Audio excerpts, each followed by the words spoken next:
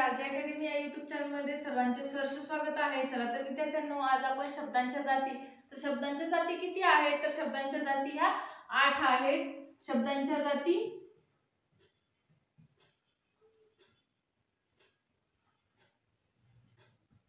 किती आहेत? तर 8 आहेत। याच्यावरती आपण मागे व्हिडिओ बनवलेला आहे, तर त्या कोणत्या, मग विकारी अविकारी त्या जाती कोणत्या आहेत तर तुम्ही मागे व्हिडिओ मध्ये नक्कीच पाहून घ्या। चला तर तुमचा वेळ न वाया घालवता आज आपण आपल्या चॅप्टर कडे वळूयात। तर नामाचे पडणारे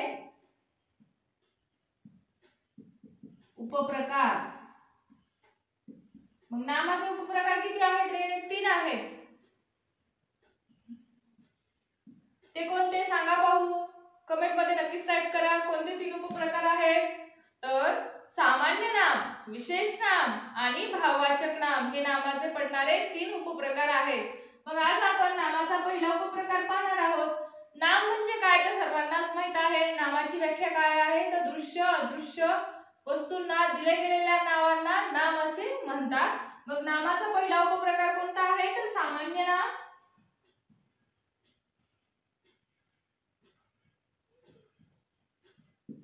मग सामान्य नाम म्हणजे काय? चला तर सामान्य नामाची देखील व्याख्या लिहून घ्या।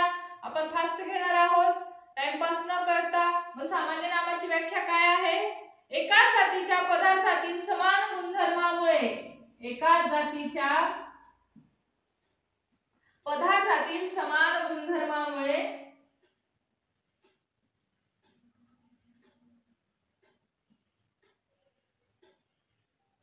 वस्तूला जे नाव दिले गेले आहे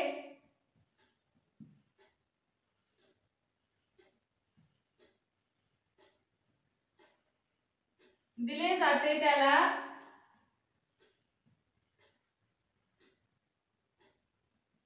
सामान्य नाम असे म्हणतात।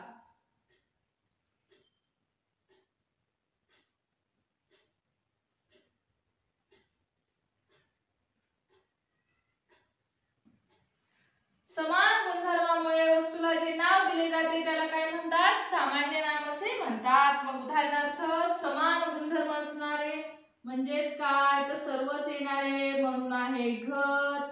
याच्यातून देखील विशिष्ट उल्लेख होत नाही, सामान्यच आहे। लेखनी हे देखील काय आहे? सामान्य नाम आहे। परत आहे मुलगा, परत आहे शाळा, शहर, गाव हे देखील काय आहे? तर सामान्य नामाचीच उदाहरणे आहेत।